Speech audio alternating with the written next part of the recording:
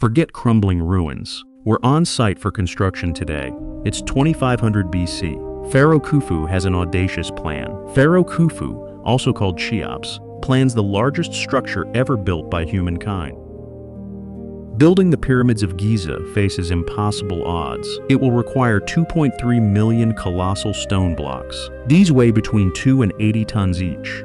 Khufu's reign spans roughly 20 to 27 years. Now do the math. If they worked every day for 20 years, from dawn to dusk, they needed to quarry, transport, carve, and place a stone block every 2.5 minutes. Sounds absolutely unbelievable, right? For years, a consistent pace had to be maintained to sustain constant construction progress, almost as if the entire system could not afford to stop. The pyramid impresses by its size, yes, but primarily by its organizational demands. First, why was it even built? During this era, the pyramid wasn't merely an architectural whim. It formed part of a royal burial complex. This included temples, causeways, worship areas, and an offering system meant to endure over time. In the Old Kingdom Egyptian mindset, the pharaoh was more than just a ruler. He represented the world's natural order. Building a pyramid ensured this order's continuity, while also demonstrating a very specific point. It showed the state could mobilize resources on a scale few societies could imagine. To understand, stop seeing just the pyramid. Look at all of Giza. Often, people solely focus on the monument itself. And that is one of the most common misconceptions. Giza was also a human landscape.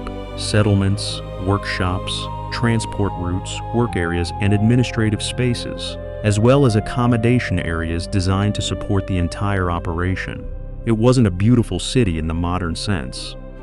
Instead, it was a work hub linked to the Nile Valley, integrated into a state structure. This system transformed labor into tribute and food into energy to sustain the pace. Let's debunk a popular myth: chained slaves building pyramids. That stereotype doesn't match current archaeological evidence. It suggests a mixed labor force. Skilled stonemasons, architects, metal workers, and scribes, all full-time state employees, formed the core. Then came the bulk labor. Thousands of peasants recruited through a system called Corvée. During the Nile's flood season, when they couldn't cultivate their lands, the state recruited them. The state conscripted them. Not volunteering, but a sweat tax. In exchange, they were fed better than back in their villages. This is vital for one simple reason. A project like this isn't sustained by mere strength. It needs continuity.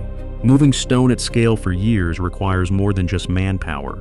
You must keep those workers fed, hydrated, housed, and healthy enough to continue working. The pyramid doesn't rise solely by muscle. It rises by careful planning. South of the Sphinx, archaeologists uncovered something fascinating. They excavated Heit el-Gurab, the city of the builders. It wasn't a prison camp, but a highly organized, militarized city capable of housing approximately 20,000 workers. Within this city, thousands of cattle, sheep, and goats were sacrificed. Each day, tons of bread were baked, and liters of thick beer were made, which was the primary source of calories. Furthermore, these workers' cemeteries tell us a surprising medical story. Bones show severe fractures that were operated on and healed completely. A state doesn't spend medical resources amputating or splinting and heal a disposable slave for them to return. It's done because the skilled laborer is essential. Beyond the material world, a less visible but equally important one exists: the administrative world. Such a project demands meticulous records. Control was needed over deliveries, assignments, shifts, teams, rations, material movements, and work paces. The pyramid doesn't rise by muscle, but by accounting. Behind the monument existed an administrative machinery that transforms thousands of small tasks into one continuous operation. It's clear by now, the Great Pyramid isn't just an engineering challenge. It's a systemic one, and that system's main engine was the Nile. The pyramid rose on the plateau, but a key project component used the Nile for transport, capable of moving weight at scale. Much of the pyramid's volume utilized local limestone, quarried near the construction site. However, some essential materials required long-distance transportation. The outer casing, a finer limestone that would give the pyramid a smooth, bright appearance, originated from Tura across the Nile.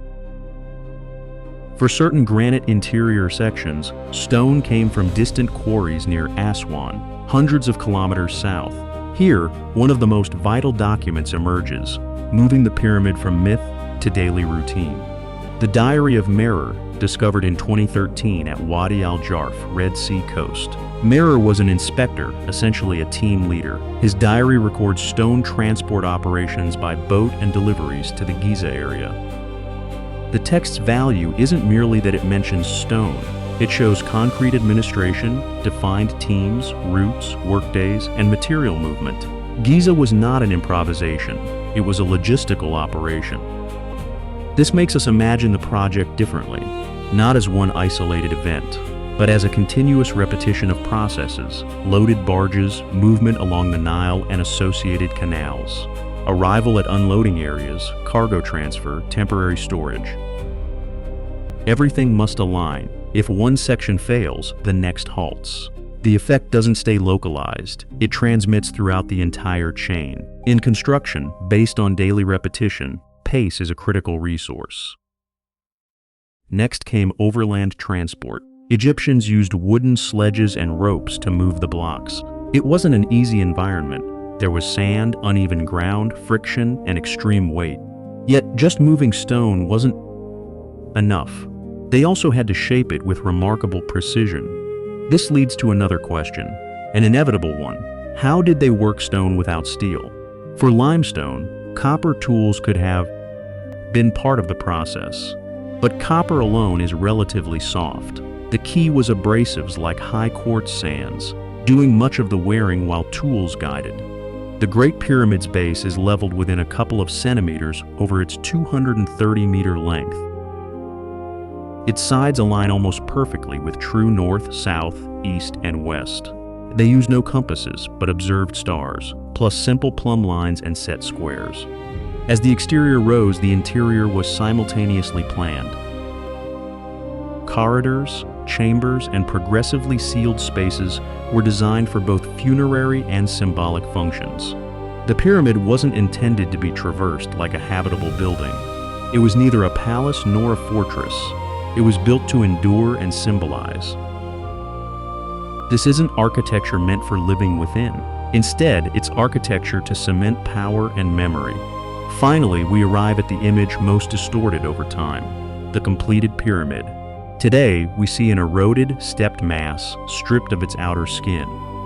Its summit is damaged, resembling a colossal ruin. But this wasn't its original form. The fine Tura limestone casing gave it a much smoother and brighter surface. From a distance, the impression must have been more uniform, sharper, and far more striking in the light. At the top, a final element, the pyramidion, completed the form. Its exact composition may be debated, but the overall logic is clear. The completed pyramid was not intended to look like a irregular stone mountain, but a finished, closed, and visually controlled geometric form, controlled shape. Ultimately, Giza is the story of a state that could transform the Nile, administration, seasonal compulsory labor, measurement, and daily logistics into monumental architecture. The pyramid is its legacy.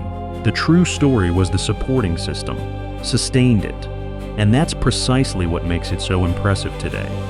Not merely the idea of a lost secret, but the sheer scale of human organization required to repeat the same process for years, ultimately turning it into stone. I'm Max. Thanks for traveling with me into the past to understand what stands before us today. Now, tell me in the comments, what city, place, or historical moment would you like? Was it rebuilt? Let's meet next time.